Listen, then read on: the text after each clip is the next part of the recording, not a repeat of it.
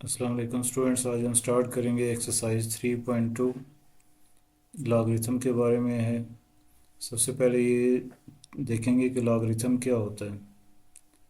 अगर लिखा हो A rest power X equal to Y, इसको हम एक्सपोनेंशियल फॉर्म कहते हैं। एक्सपोनेंट की फॉर्म में लिखा हुआ है। यहाँ पे ए बेस है, एक्स एक्सपोनेंट है। तो एक्सपोनेंशियल फॉर्म को हम लॉगरिथम में जब कन्वर्ट करते हैं तो उसका तरीका ये होता है कि y x की जगह चला जाएगा और x जो होगा वो y की जगह पे आ जाएगा। तो ये बन जाता है, अगर ये लिखा है a raised power x equal to y, जब इसको हम लॉग में लिखेंगे तो ये वाला y x की जगह आएगा और ये वाला x y की जगह पे आ जाएगा। तो ये बन जाएगा log y to the base a। इसको ऐसे पढ़ा जाता है, log y to the base a equal to x। अब फॉर एग्जांपल अगर ये लिखा हो 3 raise to power 2 equal to 9, तो इसको जब हम लॉग के फॉर्म में लिखेंगे तो लिखेंगे log 9 to the base 3 equal to 2। तो ये एक्सपोनेंट से लॉग के फॉर्म में लिखने का तरीका होता है। एक्सरसाइज 3.2 का क्वेश्चन नंबर 4 है, उसका first part log 81 to the base 3 equal to L। Question number 4 exercise 3.2, उसका फर्स्ट पार्ट है log 81 to the base 3 equal to L। इसमें से आपने अननोन फाइंड करना है, यानी L की वैल्यू फाइंड करनी है। तो इसका तरीका ये होता है कि ये अब लॉग की फॉर्म में लिखा हुआ है, इस फॉर्म में लिखा हुआ है, हमने एक्सपोनेंट की फॉर्म में इसको लिखना है। तो तरीका यही होगा कि L जो होगा वो 81 की जगह पे आ जाएगा, 81 होगा वो L की जगह पे आ जाएगा और लॉग ख़त्म हो जाएगा। यानी इसको लिखा जाएगा 3 raise to power L equal to 81। तो ये एक्सपोनेंशियल फॉर्म आ गई। अब हम 81 को लिख सकते हैं 3 raise to power 4। 3 raise to power 4 ही क्यों लिखा? 9 रेज़ टू पावर 2 भी 81 होता है। 3 रेज़ टू पावर 4 इस वजह से लिखा कि 3 के सामने 3 आ जाएगा और L के सामने 4 आ जाएगा। सो L की जो वैल्यू होगी वो 4 होगी। तो ये इसका आंसर है।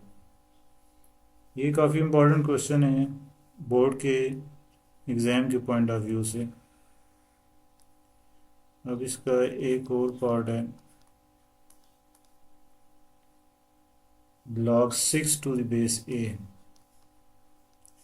log 6 to the base a equal to 0.5।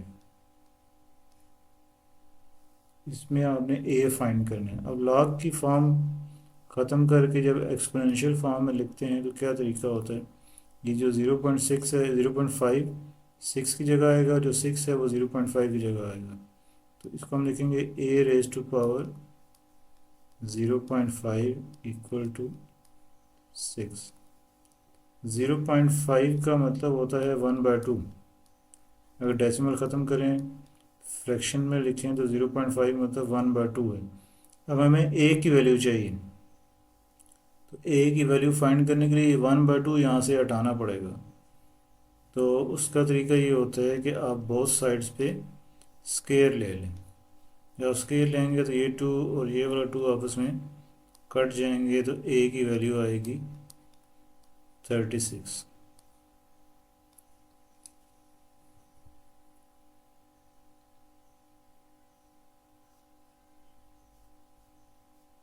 इसी तरह इसी क्वेश्चन का एक फोर्थ पार्ट है 10 raise to power p equal to 40।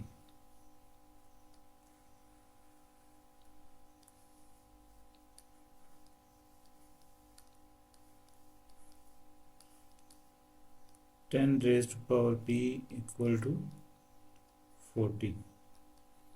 अब ये एक्सपोनेंशियल फॉर्म में लिखा हुआ है, पहले इसको लॉगरिथमिक फॉर्म में लिखना है। जैसे ये लॉग की फॉर्म में लिखा हुआ था, एक्सपोनेंट की फॉर्म में लिखा था। अब ये एक्सपोनेंट की फॉर्म में लिखा हुआ है, इसको लॉग की फॉर्म में लिखेंगे। तो इसको हम लिखेंगे लॉग, ये 40 होगा, पी की जगह पे आ जाएगा, log 40 to the base 10 equal to P. ये बेस है, ये बेस ही रहती है। यहाँ पे जब हम इसको पढ़ेंगे तो इसको क्या पढ़ेंगे, 10 raise to power P equal to 40। P जो है वो एक्सपोनेंट है और 10 बेस है, इक्वल टू 40। तो 40 आता है पी की जगह, पी आता है 40 की जगह, तो बन जाता है log 40 to the base P 10 equal to P. अब अगर आप 40 का लॉग लेते हैं कैलकुलेटर से तो उसकी वैल्यू आ जाएगी।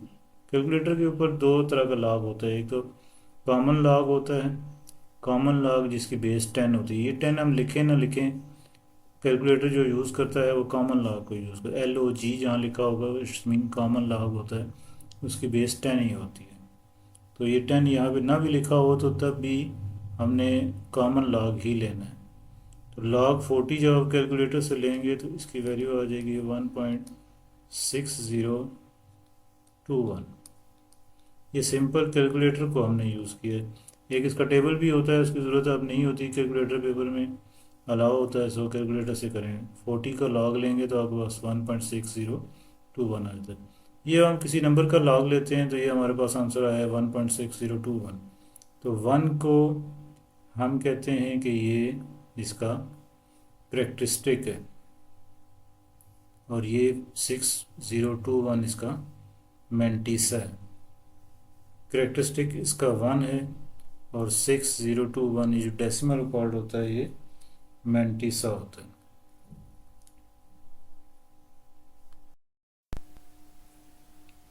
जब हम ये लॉग लेते हैं तो ये लॉग का जो आंसर आता है, जैसे 1.6021 है, तो 1 इसका करेक्टरिस्टिक होता है। डेसिमल पार्ट में जब हम डेसिमल में किसी नंबर को लिखते हैं, लॉग लेने के बाद जो लॉग का आंसर आता है डेसिमल में आता है, तो डेसिमल से पहले जो होल नंबर लिखा हुआ होता है वो करेक्टरिस्टिक होता है। जैसे यहाँ पे 1 लिखा हुआ है, तो 1 इस लॉग का करेक्टरिस्टिक है। 6021 इसका मैंटिसा है। मैंटिसा हमेशा डेसिमल पार्ट में होता है और इसके 4 डिजिट्स होने चाहिए। 6021 हमेशा 4 डिजिट्स यहाँ पे लिखने हैं आपने डेसिमल पार्ट में। इसको मैंटिसा कहते हैं। एज अ होल ये पूरा लॉग है किसका, 40 का। 40 का लॉग हमने लिया तो 1.6021, इसमें 1 इसका करेक्टरिस्टिक्स और 6021 इसका मैंटिसा बनता है। 3.2 क्वेश्चन नंबर 5 है। इसमें log 1/128 टू द बेस 2 इसकी वैल्यू फाइंड करनी है। तो इसका तरीका ये है कि सबसे पहले आप 128 को लिखेंगे 2⁻7। अगर 128 की प्राइम फैक्टराइजेशन करें तो 128 2⁻7 बनता है। इसके बाद ये 1/128 था, तो 1/2⁻7 लिखा इसको। अब 2⁻7 को अगर हम ऊपर लेकर जाते हैं तो ये बन जाएगा 2⁻⁻7। पावर का साइन चेंज हो जाएगा। ये जो 2 है ये अलग से बेस है, लॉग विद बेस 2। फिर लॉग का ये रूल होता है कि जो पावर है ये शुरू में आ जाती है, तो -7 को शुरू में ले आएंगे तो बनेगा -7 log 2 to the base 2।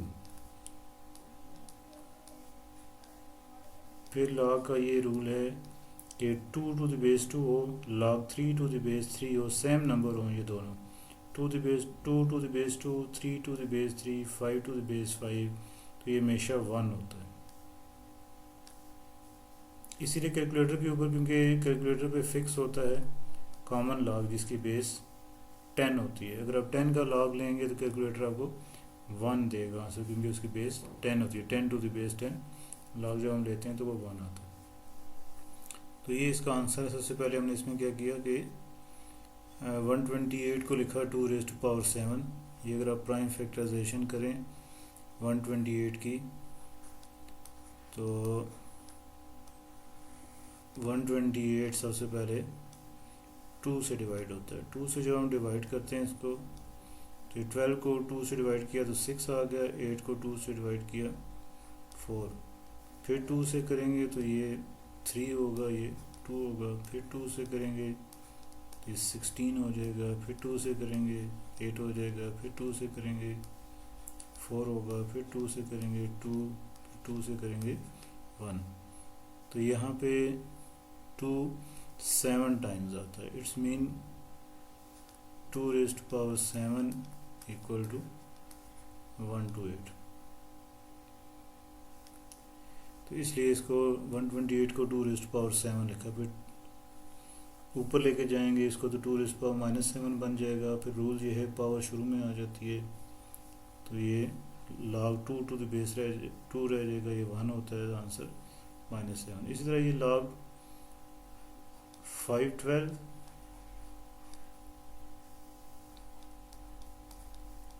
To the base 2√2, 512 to the base 2√2। अब इसमें भी हमने ऐसे ही करना है कि 512 को कुछ ऐसा लिखना है कि उसकी बेस भी 2√2 हो। जैसे इस पार्ट में हमने लिखा था 128 को 2⁻⁷, ताकि ये दो नंबर सेम हो जाए, 2 टू द बेस 2। इसी तरह यहाँ पे 2√2 है तो 512 को भी कुछ ऐसा लिखेंगे कि उसकी बेस 2 बन जाए। तो ये अगर हम चेक करते हैं तो ये 512 2√2⁶ होता है। ये आप चेक कर सकते हैं कि ये 2⁶ √2⁶ 2 की पावर 6 अगर हम करते हैं तो ये 64 बनता है। और √2 की पावर 6, अंडर रूट और 6 आपस में जब कटेंगे तो पावर हाफ हो जाएगी। ये 6 है, अंडर रूट का मतलब होता है 1/2, 6 और 1/2 कट के ये 3 रह जाते हैं।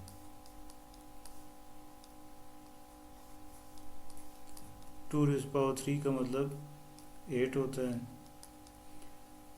64 को 8 से मल्टीप्लाई करें तो 512 बनता है।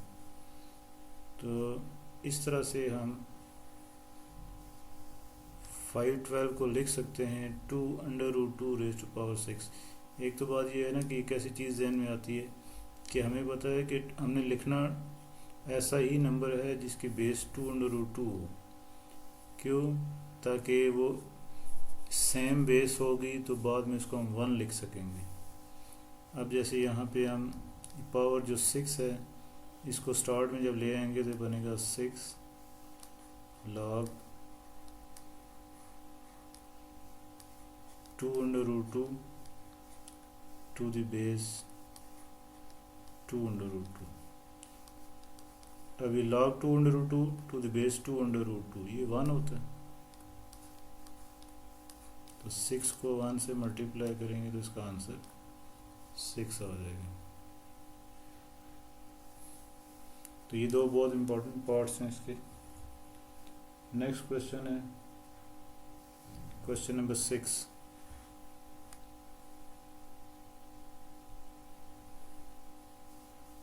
क्वेश्चन नंबर 6 में भी x की वैल्यू फाइंड करनी है, अननोन की वैल्यू फाइंड करनी है। 6 का फर्स्ट पार्ट है log x to the base 2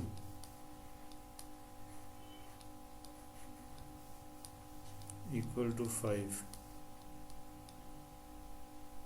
x find करना है इसमें। तो ये log की फॉर्म में लिखा है, जब एक्सपोनेंट की फॉर्म में लिखेंगे तो ये जो 5 होगा x की जगह आएगा और x 5 की जगह जाएगा। ये बनेगा 2⁻5 इक्वल टू x। और 2⁻5 का मतलब 32 होता है। So x is equal to 32।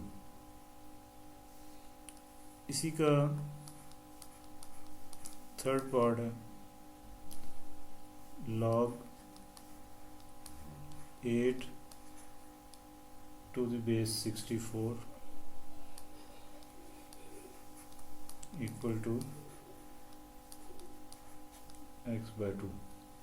इसमें भी एक्स फाइंड करना है। जब लॉग से एक्सपोनेंट की फॉर्म में लिखेंगे तो बनेगा 64 raise to power x/2 equal to 8। ये x/2 पूरा नंबर 8 की जगह जाएगा और 8 पूरा जो है x/2 की जगह आएगा। 64 को लिखा जा सकता है 8 का स्क्वायर, बाहर पहले से x/2 है। ये 2 और ये वाला 2 आपस में कट जाएंगे तो ये बनेगा 8 raised power x equal to 8। यहाँ पे 8 की कोई पावर ना होने का मतलब 1 है। 8 equal to 8 it's mean x equal to 1। ये इस तरह से करना है। फिर इसका फोर्थ पार्ट है log x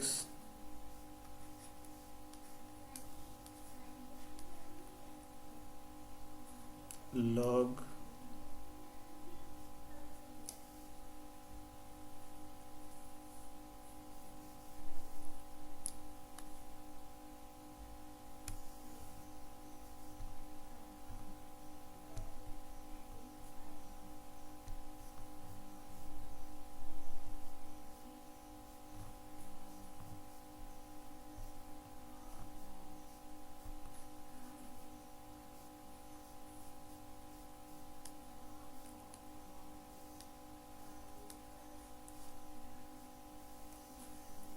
log 64 to the base x equal to 2। Log से एक्सपोनेंट की फॉर्म में जब लिखा जाएगा तो ये बनेगा 64 जो होगा वो 2 की जगह आएगा और 2 64 की जगह पे जाएगा तो ये बनेगा x raise to power 2 equal to 64। अब हमने x कैलकुलेट करना है तो x की पावर 2 है तो 64 को लिखा जा सकता है 8 का स्क्वायर। अब 64 को 4 की पावर 3 भी लिख सकते हैं, लेकिन 8 का स्क्वायर ही क्यों लिखा ताकि वो एक्सपोनेंट सेम हो जाए। जैसे x की पावर 2 है तो 8 की पावर भी 2 है। अगर पावर सेम होती हैं तो हम कहते हैं कि बेसिस भी सेम होंगी, सो x इक्वल टू 8 हो जाएगा। दूसरा इसका तरीका ये है कि यहाँ पे स्क्वायर है तो स्क्वायर को ख़त्म करने के लिए आप स्क्वायर रूट ले लें।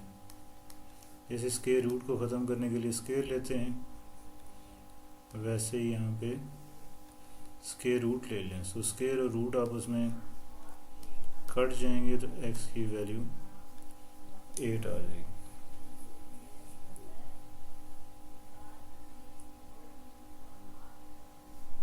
तो इस तरह एक एक्सरसाइज कंप्लीट हो जाती है।